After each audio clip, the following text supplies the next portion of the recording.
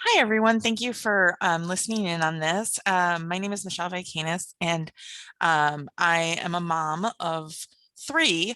My child, Sweet Pea, who we lost to miscarriage at about 8 weeks. My daughter, Colette, who was born at 24 weeks and 5 days, and who died at 9 days old in the NICU. And then my rainbow baby, Elliott, who just turned a year old. And I'm also the executive director of the Colette Louise Tisdall Foundation. And we are trying to improve outcomes of pregnancy, childbirth, prematurity, infancy, and aid in grieving process through financial assistance, education, and advocacy. We're probably most known for our financial assistance program, which in a little under 3 years, we have helped over 700 families in 39 states and given away over $600,000 in help.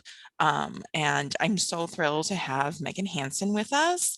And I'm going to allow her to introduce herself, her story, and a little bit about her organization. Thanks so much, Michelle. Yeah, so I'm Megan Hanson. I don't have any children at this point, although I am currently an intended parent through gestational surrogacy. But I have been trying to be a parent for many years now. So my husband and I initially started trying to start our family back in 2015. We have had a series of 6 early miscarriages, the particulars of which varied from one to another, and never really got a clear diagnosis for why we continued to lose our pregnancies. And so towards the end of our journey, we started an organization called Recurrent Pregnancy Loss Association, which is a nonprofit organization focused on eliminating recurrent pregnancy loss through the advancement of research into causes and treatments for early pregnancy loss. In addition, we are providing a lot of supportive services and resources to families that go through this, and trying to increase the awareness of the impact of pregnancy loss and fertility challenges on individuals and couples. So I'm really excited to be here today talking to Michelle, and yeah, real opportunity. Yeah, and I'm really thrilled. And so this came from Megan and I talking about it. And, I think that this is something, and most likely if you're listening to this, you're a part of a really crappy club that we're unfortunately also a part of. But, one thing that always comes up is how are we remembering our losses and, our children and all of that. And I think it's a really difficult situation. And it's something, especially in miscarriage, but even throughout, right? You have very little kind of physical evidence and memories of your child. And so you don't really want to not do anything, but sometimes it's a question of what to do. And so that was where we really came up with, kind of talking about some things we do, some things we've heard other people do. And we figured that this was like a good topic to have. And I want to first say, and Megan, you can speak to this too, but I think we put pressure on ourselves to do something, right? I'm going to do this and I'm going to do this every year. And there is a very big choice in saying, I'm not going to do anything. This doesn't, nothing speaks to me right now, or to change it year to year, right? If anything COVID taught us was, some of the plans we had to change, right? And so, I think that that's really good. And just to honor wherever you're at and however you want to do that. And it doesn't have to be on birth dates or loss dates. It can be, this is how we incorporate people into just regular holidays. Or there's Pregnancy and Infant Loss Awareness Month in October. There's people who just honor that, and that's how they do it. So it's a wide variety, but I do want to first say, we put our pressure on ourselves as parents to memorialize it, and we don't need to. And so, yeah. Yeah, and I think I'll just echo that, especially, so I had all of my losses were first trimester losses. And I think there's an abstraction that happens when you lose a pregnancy in that early phase, when you don't even necessarily know the gender. There's just so much that you don't know, and it doesn't happen all at once. Like an early pregnancy loss, sometimes you are miscarrying for a period of weeks. And so there's not even a date that you can necessarily point to that this thing happened. It's sort of this phase that you're in. And I think I spent a lot of time often weird about feeling weird about my feelings and wondering if I was grieving the right way. And so I really echo what you say about, like, there are some people that feel very connected and feel very much, they, even very early pregnancies, they've named their pregnancy, their baby, their angel baby. They do something annually. I didn't do any of those things. And I dealt with like this, am I doing it wrong? Is that like, am I supposed to feel this way? Why don't I feel this way? What does that mean about how I felt about the pregnancy? And so I do want to just say, like, there's no right way to do this. There's no like manual for how you're supposed to be or honor your experience. Right. And I think, I mean, right, we take this on and I always say, like, mom guilt is a real thing, right? Like, it is real, it is deep, and it just comes up over and over again, right? And I would extend it to dad guilt as well. I think we put this pressure on ourselves, but even if we think about just other losses that we might have had, right? A parent, a grandparent, anything like that, right? They're all different. And we like do different things, right? And so, like, what I might do in my family is going to be different than what my husband might do in his family, or, and all of that kind of things. So I think, like, allowing ourselves to have that thing. And I think it's funny you say the right way, right? Like, there's no right way to grieve, right? Yeah. Like, you do what works for you. And, I'm sure there's changes as, if you have multiple losses like you and I, right? So I'm sure that your first loss felt very different than your sixth loss. And in between, there was probably a lot of things. And so I think all of that kind of thing. And I know that I definitely felt a lot of pressure. So the timing, we lost Sweet Pea in May of 2017, and then got pregnant again. And then I was hospitalized with Colette, and Colette was born, and Colette died all in May of 2018. So, any anniversaries or anything like that, like, we didn't really, acknowledge much because we were sort of in this chaos of another child. And so that's the other thing too, right? Depending on how that timing works out, it could be that it's just, that first year you don't do anything because you might be consumed with the next pregnancy or the next child, or, fertility treatments or any of that kind of stuff. And so, I think it's really important. If you could, Megan, I mean, share anything that you have done, or, what has, been good for you. I think that would be great. Yeah, it's interesting, and you're right. Like, the experience of my first one to the sixth one, like, each one of those was very different. I think for me, I never had a specific ritual. Like, okay, this is what I'm doing to, like, close this chapter and move on. What I would say is I think about it a little bit in terms of, like, my mental, spiritual, physical well-being. There was usually a period of about 4 months, I give or take, where I was really in a very clear process of grief. And then usually there was a period of feeling like, okay, I'm ready to move forward and close this chapter.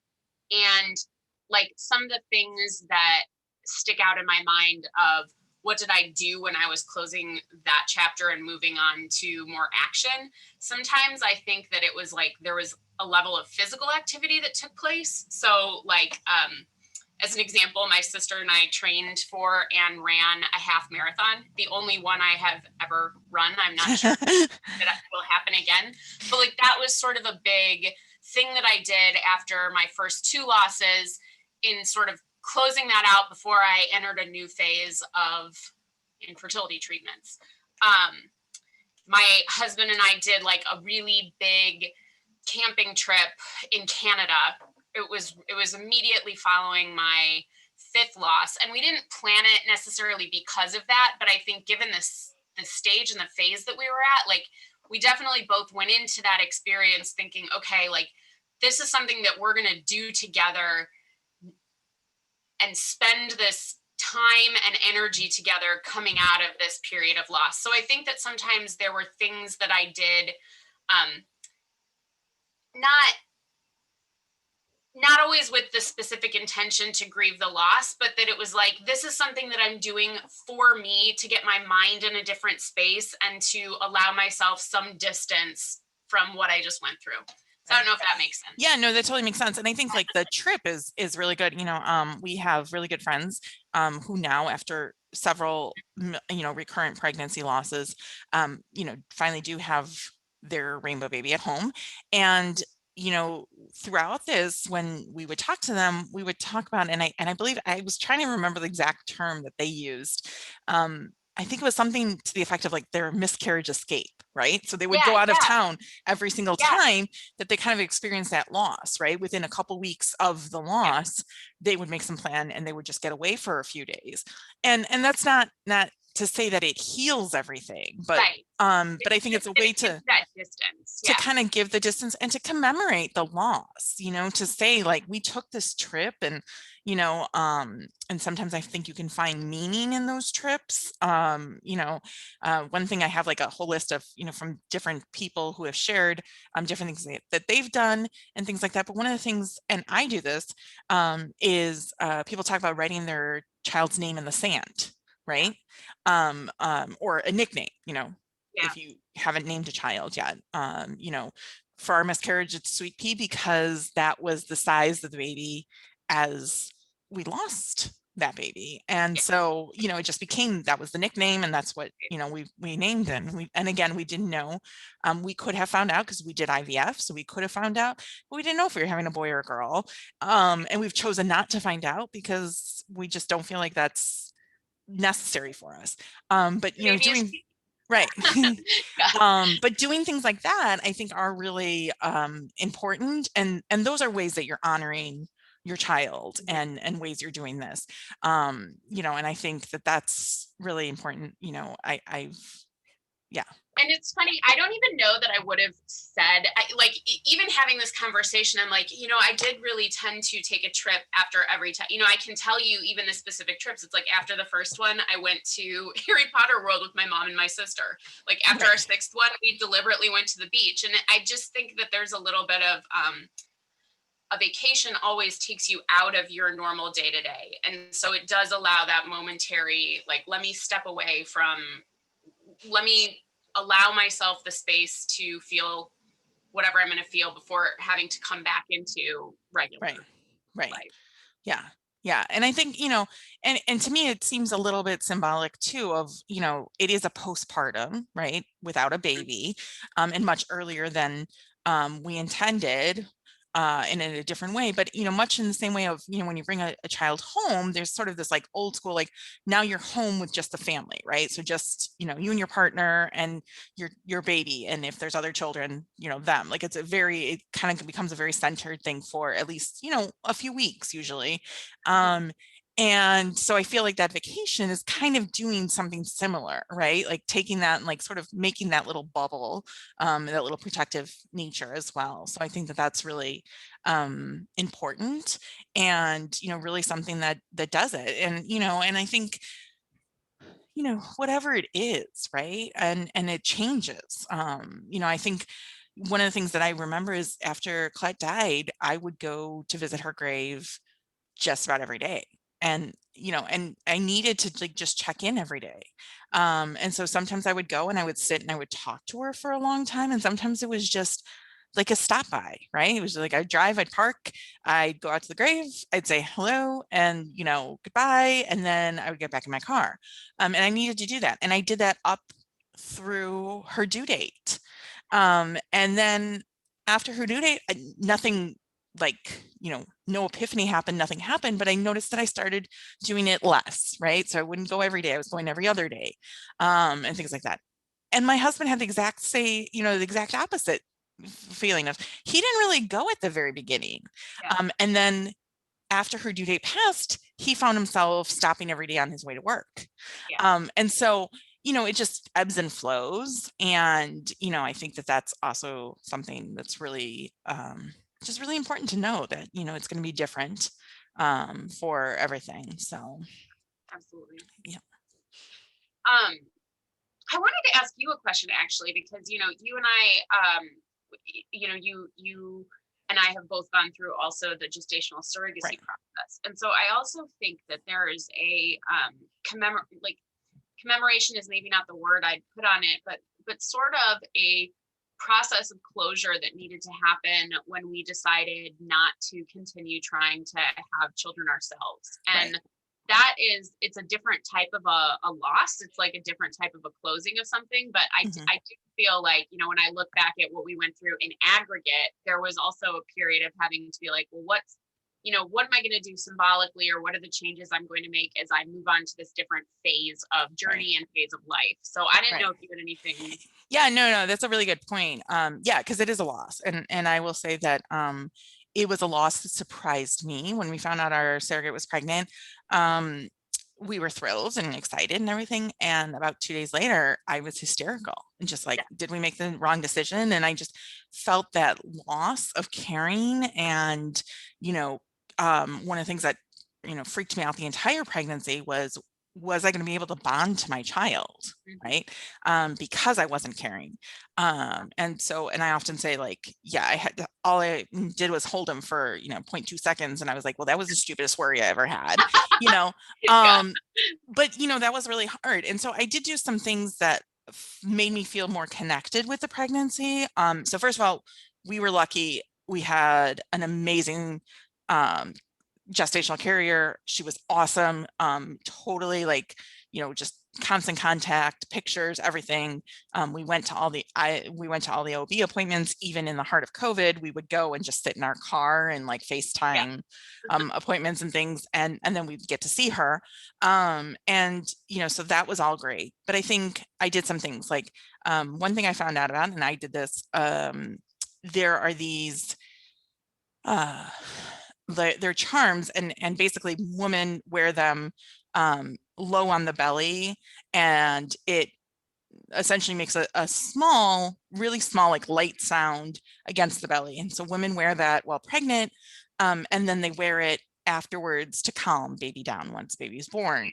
Yeah. And so I bought one for our surrogate, and she would wear it low, like lower on the belly. And I bought one for myself Yeah. that was up higher. And so, and then that really helped because it felt connected. And then I took mine a step further. For me personally, we really think of Colette, and we use daisies to symbolize her. Mhm. And so I found a small daisy charm, and I slid it onto the necklace as well. So it felt like it was just, kind of everything there together. And that was really important to me. We also did, there's these belly buds that pregnant woman can put on her belly. And we did that, and we would read, we would read books, we would talk, all of that. And, that felt very connecting, that, we were still having things where even though I wasn't carrying, baby was Yeah. hearing our voice and all of that kind of stuff. And I think that was Yeah. really important. And I think owning that, right? Like that was a loss, and I had to seek out resources for that. And, whereas the pregnancy and infant loss, I had groups, I had Yeah. people, I had all those things in existence. I didn't have that. And I actually ultimately reached out to our surrogacy agency and said, do you have a support group? Do you have anything?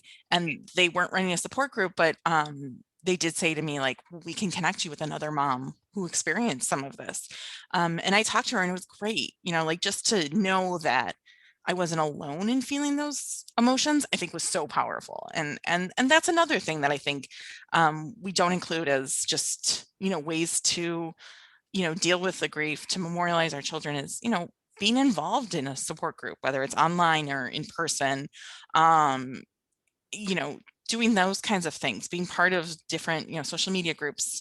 There's a ton of them, right? And not all of them are going to work for everybody. But finding those people and those sources, I think is so important, Yeah. because, you don't really know what it's like until you experience it.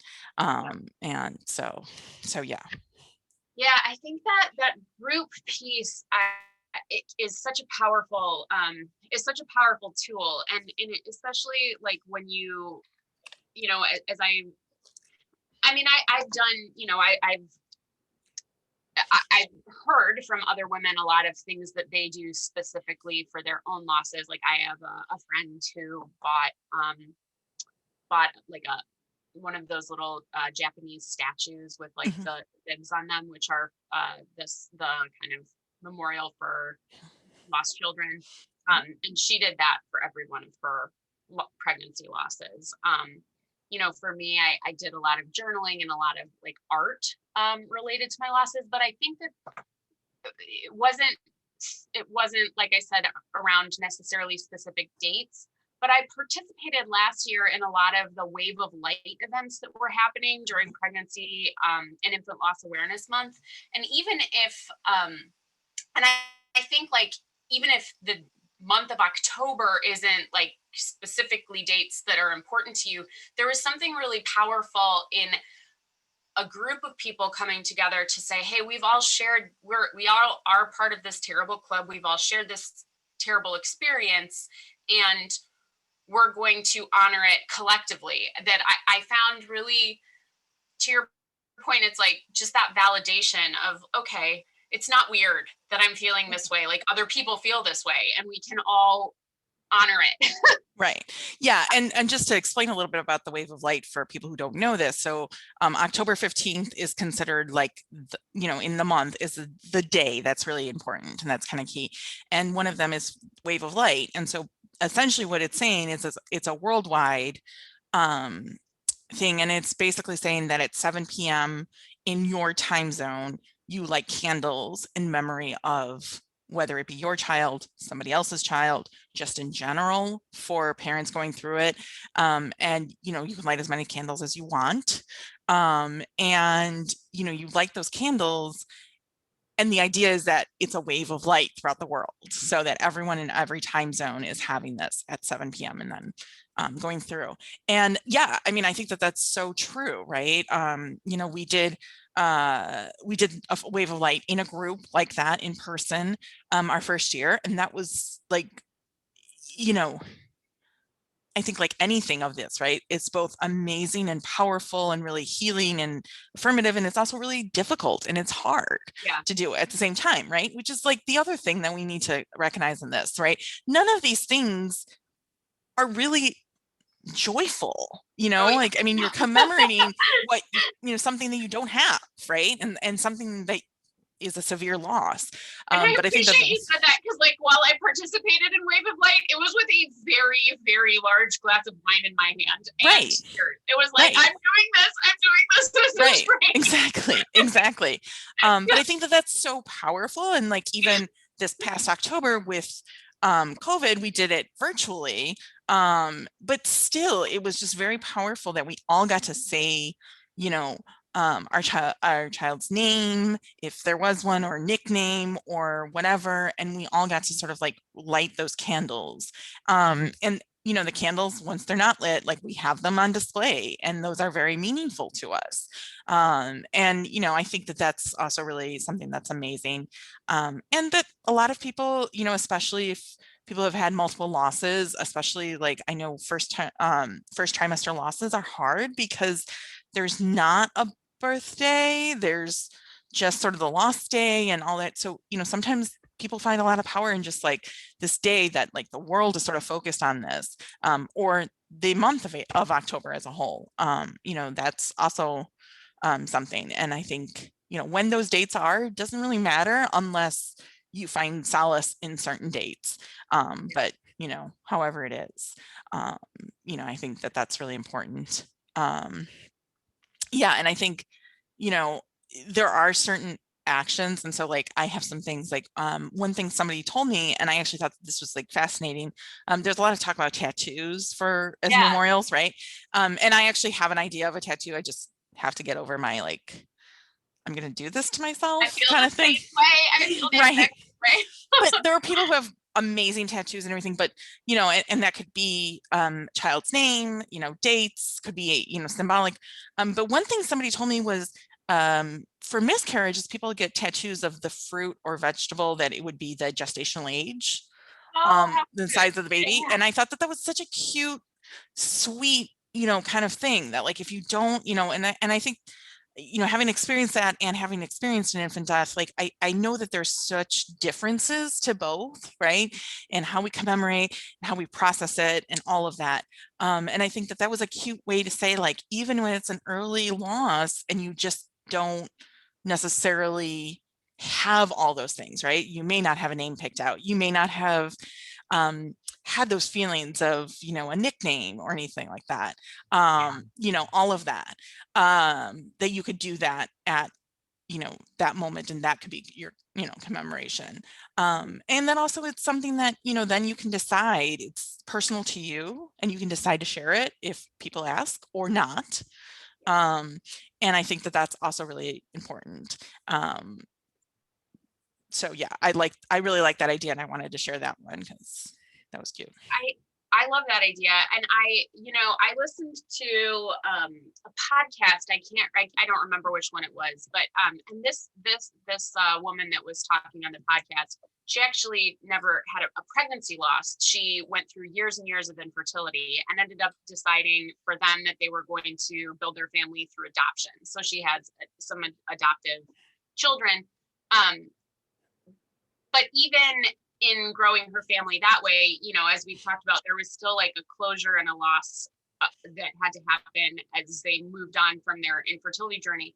And what she and her husband did, and I thought this was so beautiful, they sat down and wrote out all of the things that they imagined of what their biological child would have been like, and then they like folded that note up and put it in a box and buried it. And I was like, oh, that's really, when your pregnancies are early, you don't, as you said, like maybe I didn't feel the baby kick. I didn't get to those points. I didn't know if it was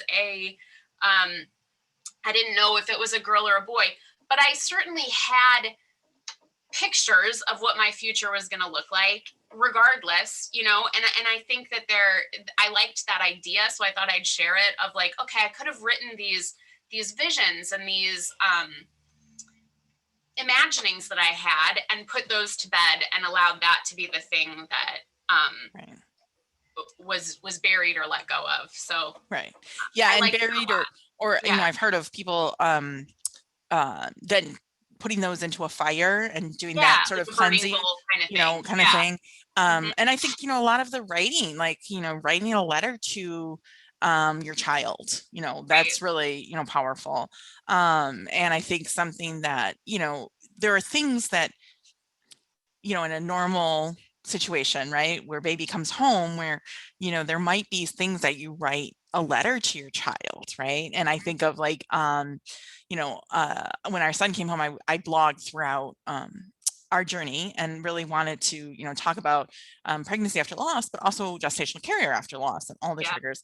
And one of the things I did in week 40, because my little guy, our babies don't believe in due dates. And so our little guy had to be induced at almost 41 weeks. So I had some time, was I wrote him a letter, and a lot of it was about, things like, I don't want you to feel overshadowed by your sister, and like you are not a replacement for her, and yet we're going to still honor her, and there's going to be this weird sort of dynamic that you have to deal with, right?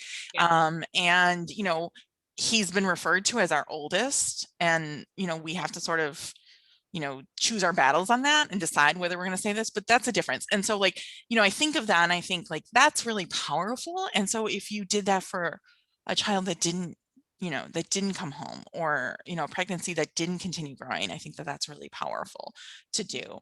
And I think also there are some incredible people who do pencil drawings of and they can work with ultrasound photos. They could work with pictures of parents as infants and sort of try to figure something out to look something, or just to do a little bit more of a generic baby that doesn't look like that. And I think that's really powerful. Or people who can add in what the child would have looked like, at what age, and to a family photo. And I think that that's really powerful. I know that we have, and we do all of our family photos and things like that with, we have what's called a cocoa bear. And that was going to be Colette's nickname. And it just so happened that a few days after Colette died, we got something from a very good friend of ours. She had gotten a stroller blanket that she had ordered, and it arrived after she died, that was in pink and white, and it had Coco engraved on it. And we were able to take that, and we sent that away, and somebody made actually 3 teddy bears out of that material. And so we have our, special cocoa bear, and that's the one that has the cocoa on it.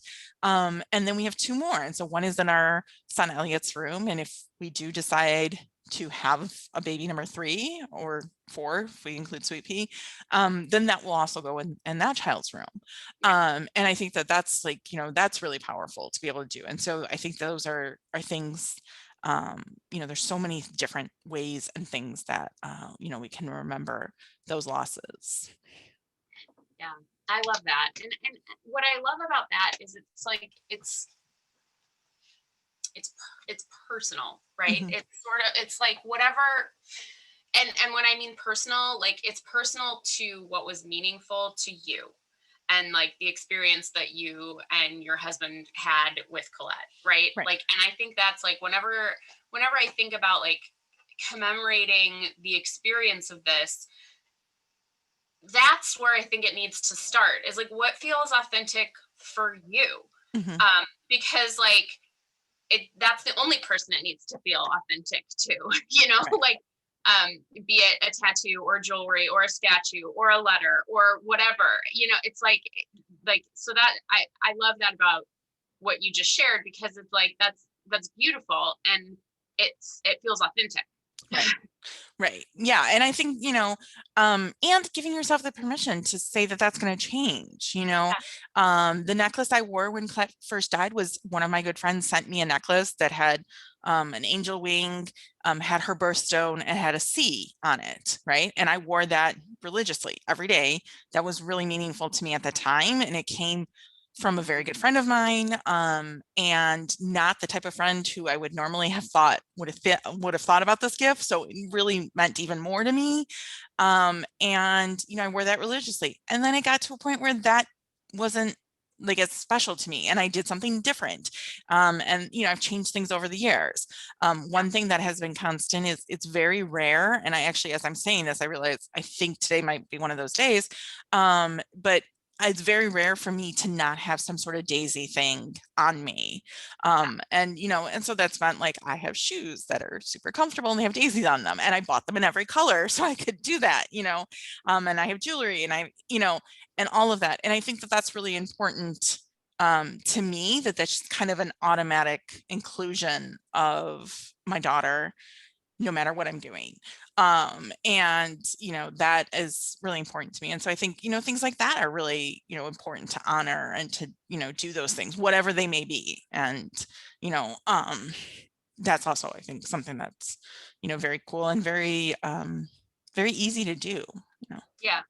And you and choose and be and I think accepting, to reiterate again and like hit it home, like that fact that like it does ebb and flow and it does change over time, and it like come back to, you can let something go and then come back to it later on.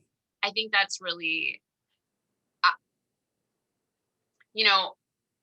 I'll go through a period of sort of not thinking about it, and then something will, for me, it's often like pictures or memories, because to me, a lot of this lives in like phases of life and what was going on at different phases of my life over the past 6 years. And so, I'll revisit pictures of the trip we took to Japan, and all of a sudden it will bring up memories of the other context of what was going on in our life with pregnancies at that point. And then there needs to be sort of that like commemorative letting go, even in the moment. Like it's not related to anything, it's just related to a memory. And so I think like that really, I do really see that like changing day by day sometimes, of like, okay, well, today I'm feeling this, and today I'm really remembering, and today I'm going to do this to give myself like special attention and give that pregnancy special attention. And then tomorrow I might not need to. Yeah. Right. Yeah. Yeah, definitely. And I think the other thing is, right, and this is always, I think what makes, like, all of these losses particularly special is, right, like, and so I say this often, I use this example often when I say, like, the way people address the child loss, but I think it's really true, right? Like, my grandfather died, right? It's not like I go get another grandfather, right? Yeah. It's not, and so I often say this of, like, if my grandfather died, you wouldn't say, like, well, at least you can have another, but Oh, people yeah. say that when you have these losses. But I think, like, in that context too, right? Like, you are, likely planning your next phase, right? And whether that be, depending on when your loss happens, if you have children already or not, and, things like that, you may be planning to continue growing your family. And so that's going to change. And so, a very good friend of ours, now has kids who, for this, for her loss for the birthday, her kids are going to be in school, and they're going to kind of disrupt the plans that they have had in the past, because of school pickups and all of that. And that's going to change, right? And then it's going to change back at some point. And so those are things that I think are also really important to remember, is that this might change, just because you have another child, to do it, or you're focused on another pregnancy, or an infertility treatment. And I understand, we did all of that. And so I get where it's harder and it's, more difficult sometimes and others. But yeah. And I want to kind of go back also, like, yeah, I'm listening to us talk, and I want to go back to, like, sort of where we started, because I was, it struck me, and I didn't say something right away, but even in the way that you and I introduced ourselves, and you saying, like, you have 3 children, and I'm like, I've had 6 pregnancies. right. So I do want to, like, recognize, like, if you're listening to this and you're like, but I don't feel like I have children, like, that's okay too. Like, you're still allowed to be, like, very sad and very, grieve and commemorate the loss of your pregnancies, even if in your head you haven't actualized them in that way. Like, that's valid. And I say that only because, like, sometimes, in the loss community online, um, there's a movement about, like, kind of redefining the term motherhood, which I love. I love that movement is happening. And I don't choose to use those definitions for myself. And so that doesn't make me any, like, less worthy to be part of the community. And so I say that because, like, if you're feeling kind of like me and you're like, is there something wrong with me? Am I supposed to feel that way? Like, no. Right. Yeah. No. And that's a really good point. And I'm glad you brought that up. Yeah. And I noticed, like, I almost wanted to correct you because you said, like, I'm not a parent yet. And I was like, yes, you Yeah. are. What are you Right. talking about? Right. Because in But my I mind, don't. you are. But if you don't Right. identify that, like, that's okay. And Right. I think the movement online, unfortunately, and I think this happens, right, in a lot of different movements, is, we are trying to redefine it, but there are still people who don't buy into that, Right. right? And don't feel that.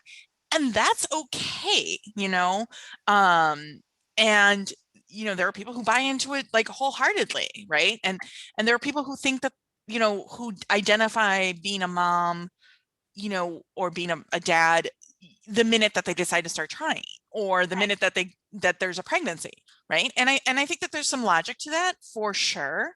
And I think especially the deciding to try, especially if infertility treatment is involved, like, yes, you are a parent, because to manage all of that is, like, a full-time job in and of itself. And so, to do that, but I don't know that I really, like, I don't know that I ever really felt like a mom until I felt Colette move, and then, until she got to a certain point. Um, and I don't always include Sweet Pea, when talking about my children. I did for purposes of this, because I do also, try to incorporate honoring Sweet Pea as well. But, I don't always include her or him. I don't know why I say her. I don't know why I defaulted to her. But, I don't always include that. And Yeah. so, I think that that's also really, really key.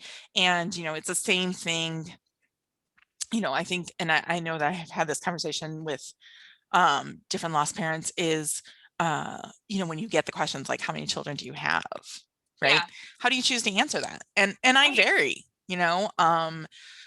so, and I will tell you, every time that it comes up, my heart sort of stops a little bit, because it's like, how do I want to address this question today, in this moment, in this, situation? And none of it ever feels great, right? If I acknowledge Colette, there's uncomfortableness and there's, something.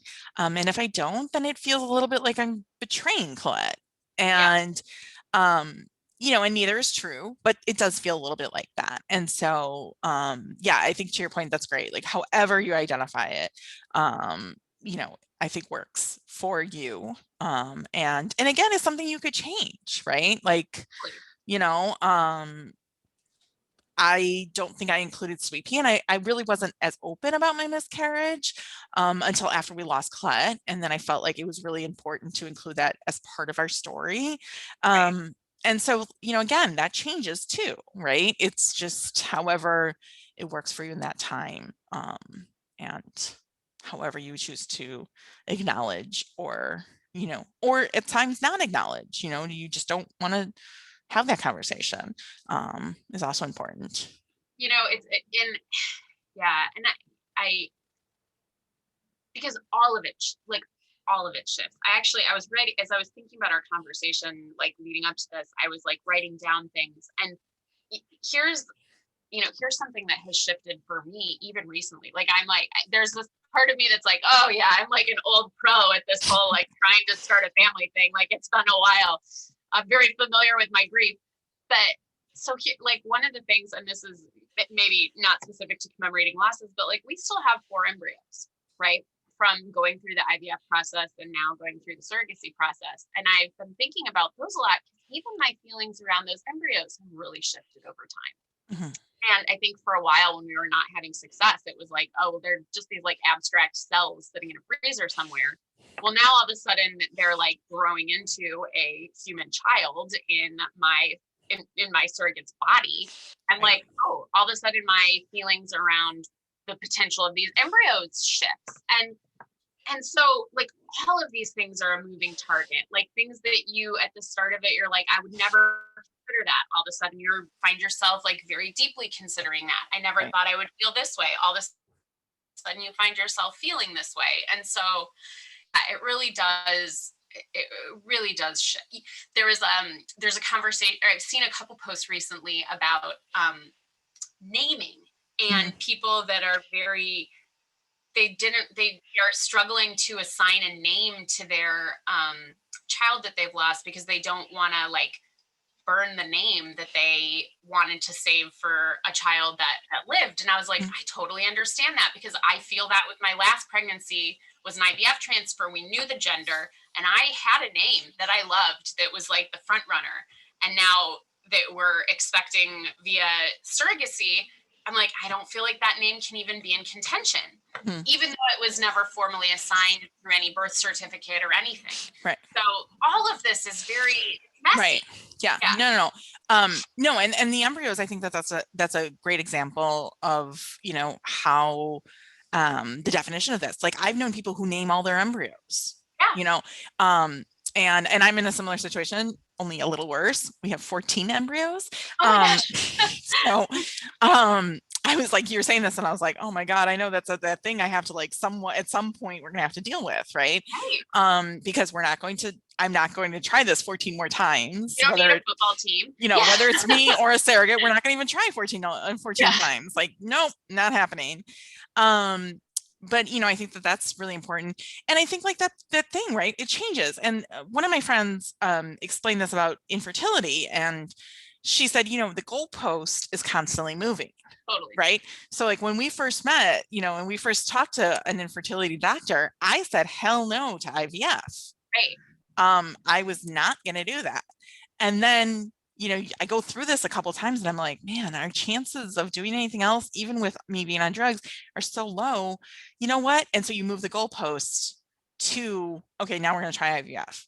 Right. And then after Colette died, when we were starting to have some conversations about the next step, I straight out said there's no way in hell I will ever let somebody else carry my child.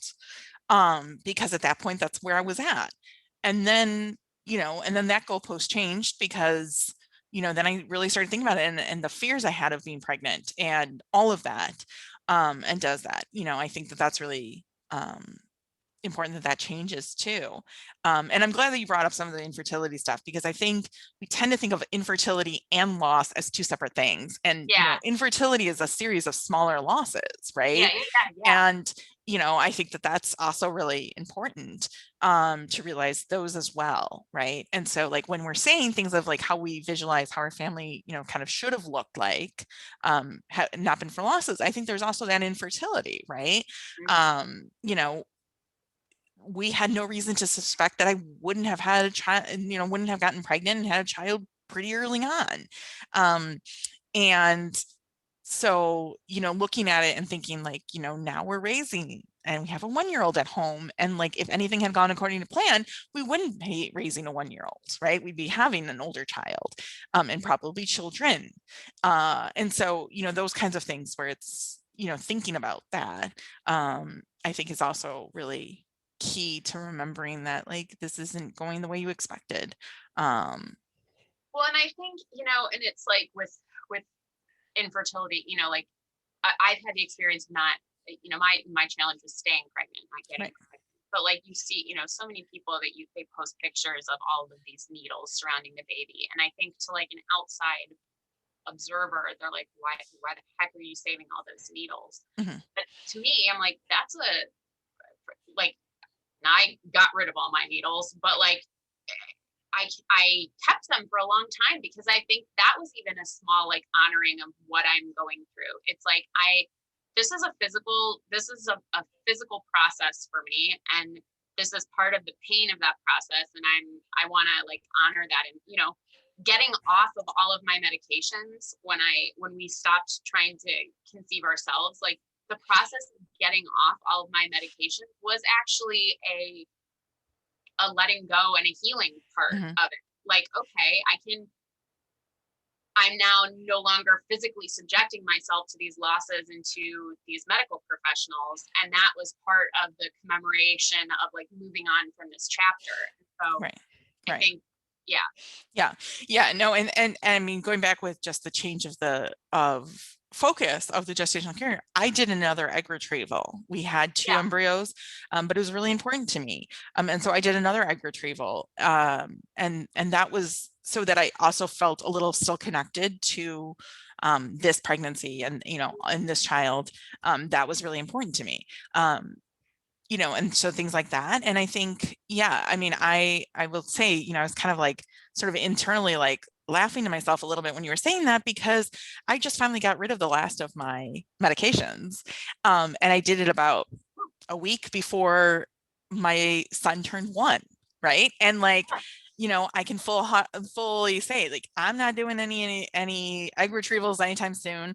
If I'm going to do a transfer, it's going to be a big decision, and I'll cross that bridge when I got there. But I finally did it, and I utilized our our town had like a medical, they would collect sharps and medications. And so I used that as the excuse to like sort of push myself. But even when we had done that in the past, I had always held on to some of those medications. And I think that that is true, right? It's a loss, and it's saying goodbye, or, still keeping that part. And yeah, and I think, some of those pictures are so powerful. I'm always like, just because I don't like so much clutter, I'm always like, oh my God, you kept all those needles. But I think, people would look at things that, I've kept and probably say like, really? And, I think that that's really important too, is to recognize those things as, those are losses too, right? and not keeping them, Right. because I'm thinking about like the pregnancy tests, Mhm. and as you said, like, you keep things for a while, and then and then maybe you don't need to keep them any longer. Like I remember keeping positive pregnancy tests for a period of time, and then there was a point at which it became too hard, and I was like, I'd actually rather let go of this memory than keep it as a memory of Right. this. And I have not had I've not had the experience that you had with Colette. But following people online, I think that's similar to the decision of whether or not people want to hold their babies that have been stillborn, or that, Right. like, Right. and I know Colette wasn't stillborn, but like, I see that conversation, and I think in some ways it's the same. It's like, is this going to help? Is this going to be helpful or hurtful? And how is it that you need to honor your feelings in those moments? Right. Right. Yeah. And similarly, like we have pictures of Colette after she died that, Right. I remember the hospital offering it to us. And I remember sort of, I don't, I thought I would never want these photos really, but I also knew that if I didn't get the photos taken, then I didn't have the option of what to Right. do with them. And so we had them taken. And I just didn't know what I would feel, and we waited when they came in, we waited and we opened them together. And, what was really nice was that was the first time, and those are the only pictures that Colette doesn't have a bunch of wires attached to her, and that, you can only see parts of her face or parts of her body. And so they're really gorgeous, special photos to us. And so we display them and we do things. One of the things that we did, we did photos of our son Elliott. They like the place near us does baby parts is what they call them. So it's like, the feet and, there's like a little, butt picture, and there's a tummy picture and all that. And while we were choosing that and doing that, I said, we have these pictures of Colette. Could we do this? Would you take these pictures and do that? And the woman said, I'd be honored to. Yeah. And so we did that. And so they hang, both side by side in our house. And, and we did try to get similar, like, let's do a close up on this part and everything like this. And that was really important to us. Yeah. But, there are people who have the photos and never use them. Right. And, and that's okay. And there are, parents who decide not to see their children, once they're born in that kind of situation. And I get that too, and I think, there's these rules we put on ourselves and that we take from what other people are doing and say like, oh, I'm not doing that, so now I must not be remembering my child or, remembering my experience. Parent And off, or I didn't. right. Yeah.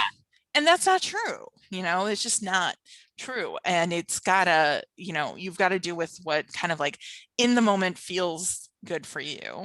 And that's going to be different all the time because you're going to be in a different space. And, and I think that's really important to do as well. And also to realize then there are some people who want that yearly, this is what we do every year, kind of feeling. And, and we have some things, so at, Christmas time, we donate toys for whatever age Colette would have been. We donate age appropriate toys. And that's really, that's something that I've really taken on and is really important to me. And, less so to my husband, although he does like that we do it. But that's something that's really like I just took on, and that felt very that first Christmas, that's what I needed to do. And I like doing it every year. And we have done on her birthday, we have done where we would donate like books. We have done this year. We decided to do something a little bit different. And so we donated the parks in our town have like a scholarship fund for families who can't afford the classes and the activities and things like this. And so we donated to that. And that was, really important. And so I think, it's those kinds of things of, whatever that is. We have a special Colette candle. And so at different holidays, we take the candle with and we sit it with us as if she was there with us and we light it. And, so it's that she's still in family events and things like that. And so, I think there's all those like little things that help, and, honor the loss. And then, you do them until they feel, as okay as you can. Well, and I also think, in terms of like doing something and then deciding that you no longer need to continue that like ritual or that like annual thing, I also think that, sometimes we need to be given the authority to start them, right? Like we went through years of just like constant, hard, sometimes you don't even know which way is up. Right. And I think that there's this like feeling of, oh, well, I didn't start this right away, so it's disingenuous for me to start it now, which is also like a weird false belief. It's like a weird like perfectionist tendency. Right. Like if you didn't start your annual thing the first year, you don't get to start it later. And I think that there's no like time frame on this. Like I can start now and say, hey, you know what, I want to on this day every year do this thing that's meaningful to me. So I think there's a stopping that you're allowed to stop whenever, but you're also allowed to start whatever commemoration process you want at any point. Right. Yeah, no. And that's really powerful too, to just to give ourselves the permission to feel what we're going to feel and to change that, right? Like if you don't commemorate it, but then you do want to later on, that's great. Like go for it. And if you never want to commemorate it in that way, that's okay too, you know? And I think, yeah, and I think that that's like a great takeaway as well to do. And yeah, so I'm so excited that we had this, because I think it's just so often, and I know that I put myself like under stress of like, okay, but what are we going to do, and what are we going to do this, and when are we going to do this, and you know, I think, you know, it's just whatever you feel comfortable with, and you know, kind of going from there, I think is, you know, really great. I did want to like throw out suggest some like different things that I know people had told me about.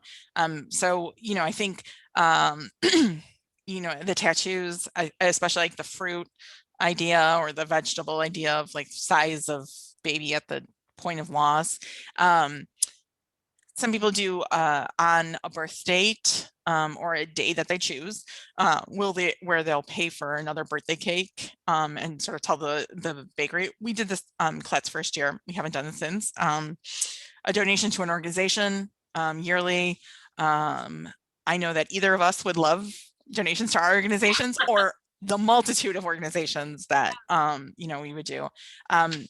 We did random acts of kindness for Colette's first birthday, where we sent out cards and we asked people to do random acts and then to post those. And that was really important to us. I think, you know, just being in nature and experiencing that, you know, on whatever date you want to. And I think similarly, planting a tree or flowers, something like that.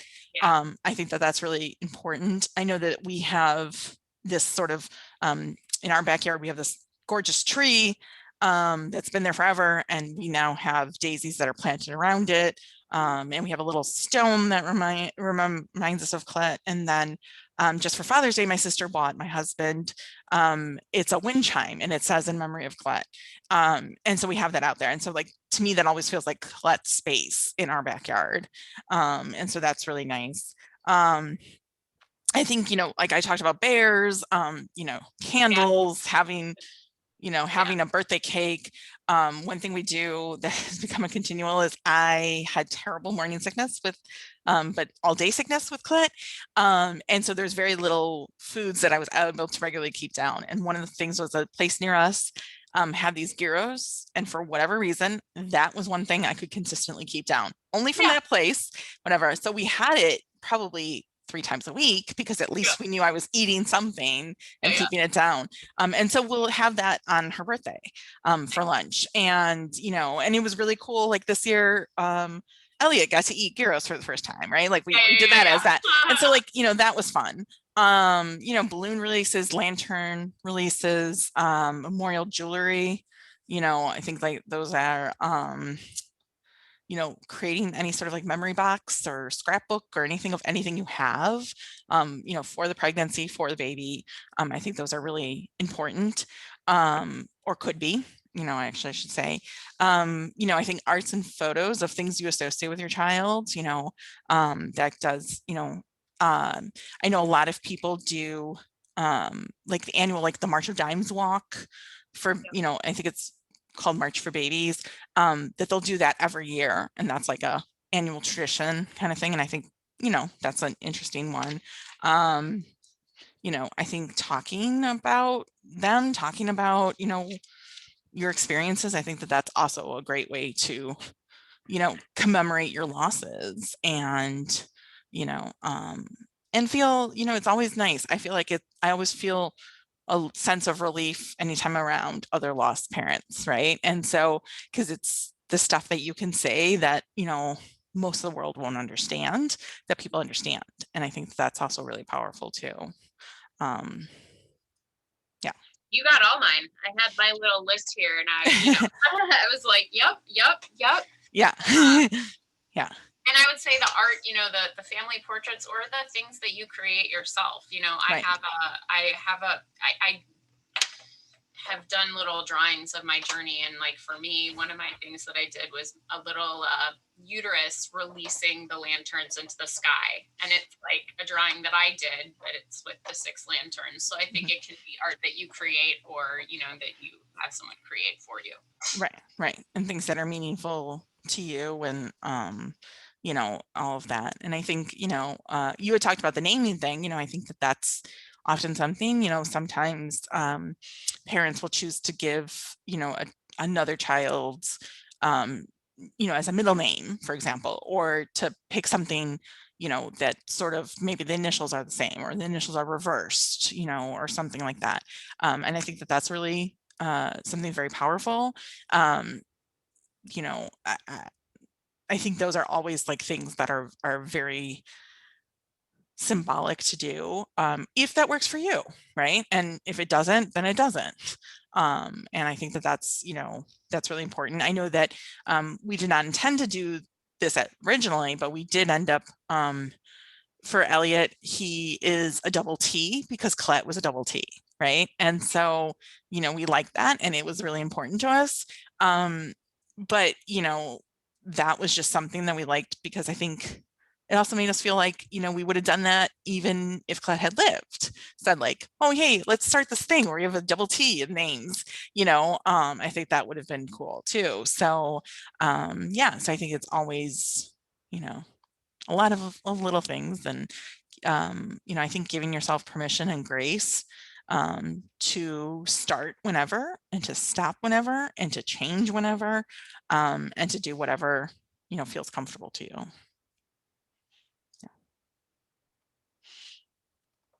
Thank you. Yeah. So thank you so much, Megan. It was so great having you. And I look forward to working with you. I look forward to your rainbow baby's arrival, safe and sound. And thank you so much for listening and participating. I will include in the notes to this file are the links to both of our websites, and social media, etc. And so you can check out more. And thanks so much for listening. Bye-bye.